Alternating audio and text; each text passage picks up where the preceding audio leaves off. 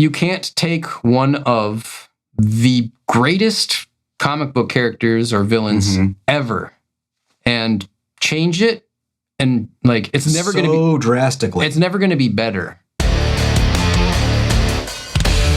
What's up, everybody? I'm Guy Wozniak, and you're watching the Comic Book Guy channel. With me, as always, is my good friend and co-host Matt. Hello. And we wanted to talk about the hype, the overwhelming, crazy amount of hype that is Absolute Batman number 15. Yes. The first reintroduction, I guess the first appearance in the Absolute universe of the Joker. Yeah. And a little background. We read the Absolute Batman trade paperback and did like a little review of that early on. In one of our previous videos, we reviewed the first, I think, 6 issues. I can't remember if it was a 4 or a 6-issue story arc now, but whatever the first story arc was. Yeah, the first story arc. And we took issue with it, but for both of us, it was a recommend. Yeah. And the stuff we were complaining about was just my nitpicky stuff, stupid stuff. Little like plot holes and like weird things, but nothing bad. I have not been keeping up with the book, but apparently this issue 15 is a big deal. And people are, because when you see like a new book that just came out and people are trying to resell it already for like $30. Yeah, on the day that it came out. Yeah, like, okay. What's that about? I checked my not my comic shop as in like the company My Comic Shop, but the place where I buy comics from online, which is actually Atomic Empire, not sponsored, just who I buy my comics from. I checked their website Wednesday, 2 days ago when it came out, and I was like, I wonder if they have any in stock, just because I was curious. I didn't really want to buy one, but I was curious if they sold out. Gone. Every single variant, everything completely sold out. And, got me thinking like, hey, maybe we should check this out. So we got the digital copies of it to read because we don't have a local comic store where we can go and buy a book off the shelf. Not that we probably could have bought it anyway because we were behind the curve and they were sold out. Yeah. So we had to read them digitally, which is why I don't have an issue in front of us. I do have issues of Wolverine miniseries, issues 2, issues 3, and issues number 4. Number 1 is behind us on the desk here. Trust me. I swear it's there. We are doing a giveaway. When we hit 10,000 subscribers, you could win these books. So all you got to do in the meantime, subscribe to the channel, and I will post a video announcing the official giveaway when we hit 10,000 subscribers.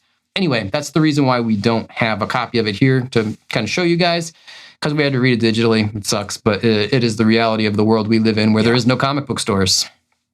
But we did read it yesterday and wanted to talk about it and kind of give our opinion. Having not kept up with the Absolute Batman world, I don't think that was really important. Like, it was sort of a one and done issue. I don't feel like there was background information that I was lacking. Yeah, and introduced the character. So spoilers, if you haven't read it and you don't want to know about it, stop watching.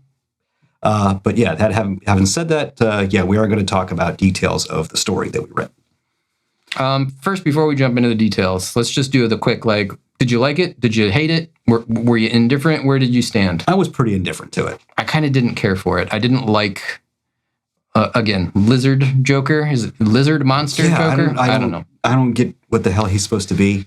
The thing I said to Matt yesterday after reading it was like, you can't take one of the greatest comic book characters or villains ever and change it, and like it's never going to be so drastically. It's never going to be better, and it's always going to be compared to what the original was, which is almost a flawless character. So from my perspective, it was like, oh, this is just a worse version of the Joker. That's dumb. But what do you think? Jump into it.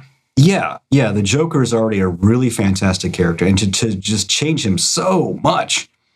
And the narrative, the way the story was told, it was told as a conversation. Basically. It's a conversation between Alfred and, Bruce, Batman. And you got to understand, Alfred isn't, if you haven't read Absolute Batman, Alfred isn't the old, feeble... No, he's like an agent of MI6. Yeah, he's like a foreign super spy. Yeah, something like that. I don't know if it's MI6 but he used to work for them at some point anyway.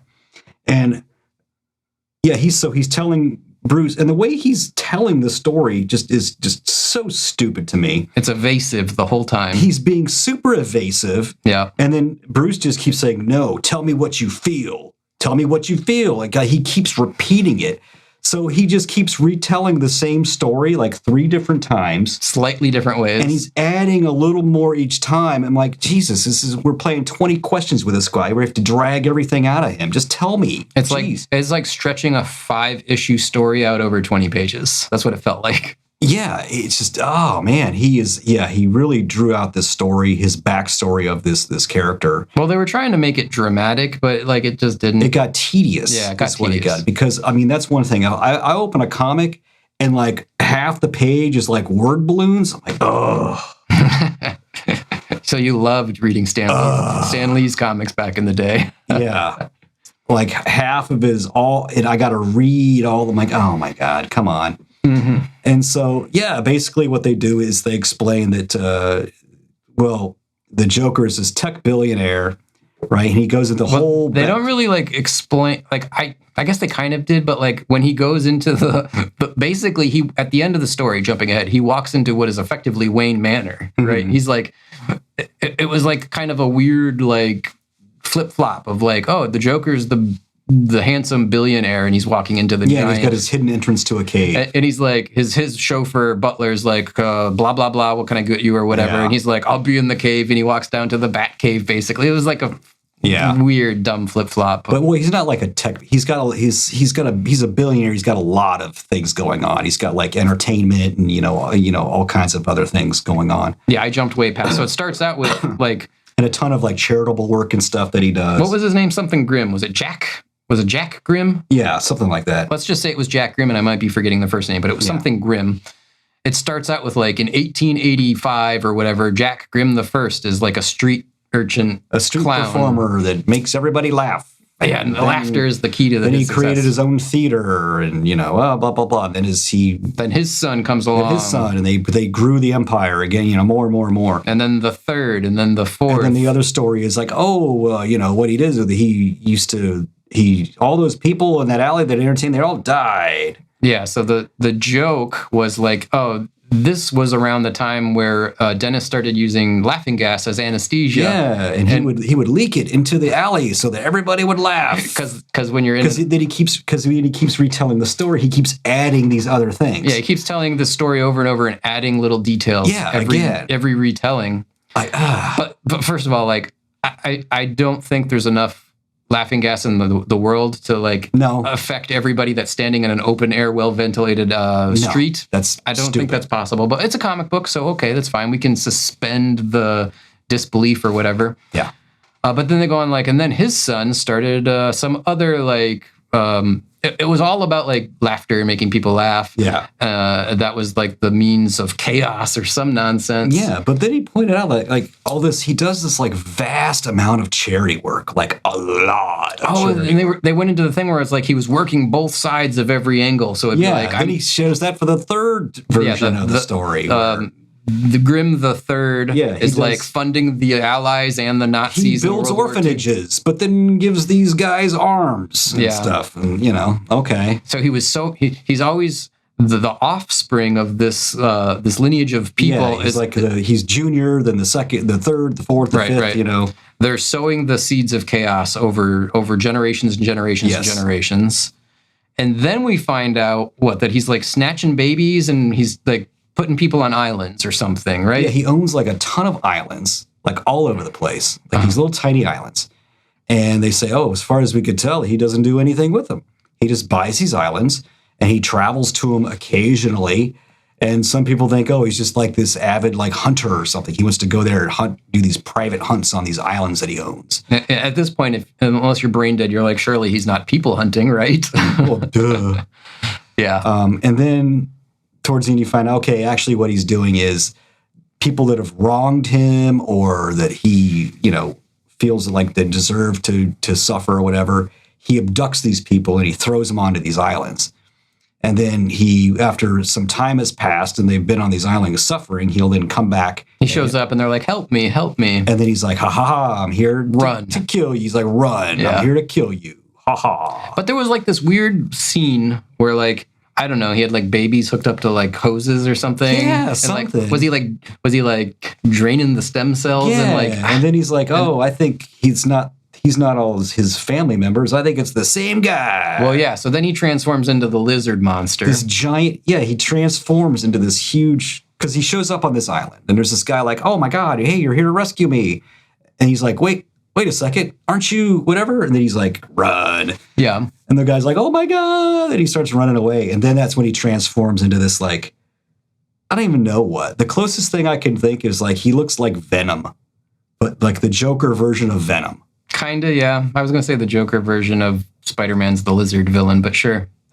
He transforms. I mean, no goo comes out of him or anything. It's just his whole body transforms. His mouth like opens into this like snapping. He's got this big cavernous with teeth everywhere, like Venom.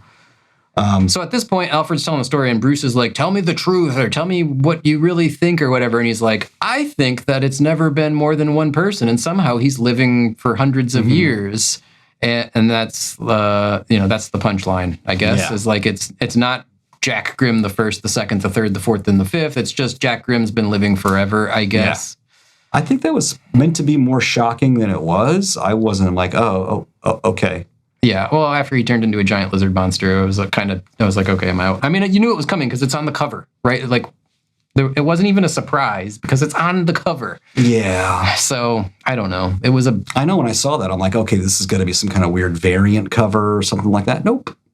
What's on the cover? That's what you get. That's the Joker. So that's more or less the story. It was not the worst comic I've ever read, but it was, again, you're taking the greatest villain ever created, arguably, and you're trying to change it. And like, there's no way you can make it better. It's already perfect. But you did, in fact, make it a lot worse and goofy and silly. It looks silly. But the story itself, notwithstanding, which obviously both of us didn't care for that much, why is it so, like, hyped? I don't know. Like, what's going on in the world of collectibles and comics? I think what it is like there are people trying to build up on the fear of missing out.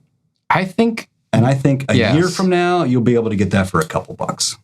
Oh, I mean, unless they do something revolutionary with the character and like that, like brings it up another notch. But yeah, if this dies out, like, and it's going to, right? Because they reboot everything all the time. Yeah, constantly. Absolute Batman number 27, last issue, see ya. And then it's going to be worthless. But that notwithstanding, I think it's, yes, FOMO, but also maybe it's an indicator of like a bigger issue that like people are so starved for something quote unquote good that it's like, well, it's the Joker. I got to latch on to something. Yeah. And there's nothing worth latching on to. So maybe that is just, the overall drought. What I really would have loved to see them do is you got a new universe with the Batman character. Why don't you create some new villains? Oh, I mean, that's not asking too much, is it? Why don't we get new original characters? Instead of just rehashing and reimagining the same ones again and again and again. Because that requires creativity and talent and artistic capability and all the stuff that has been devoid from this industry for a very long time. Very long time. Yeah. Well, I mean, just look at movies right now. I mean, almost every movie coming out this year is a sequel, prequel, or reboot. Yeah. That's all we get now. That's all we get anymore.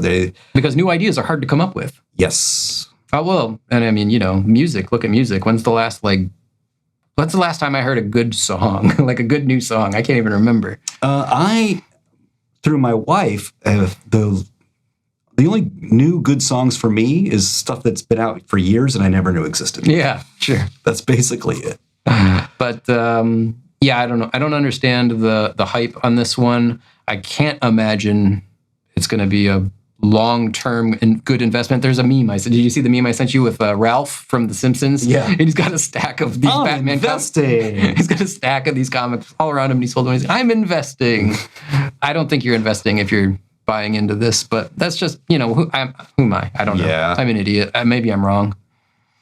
But yeah, closing thoughts before we wrap this obviously quick little episode up to more or less bash it. If you've been buying the series, continue to buy the series. I mean, it's not a terrible issue.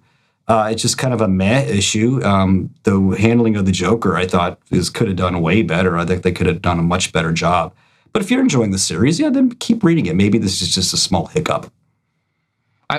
Maybe everyone loves it but us. Maybe we're just like old men yelling at the clouds.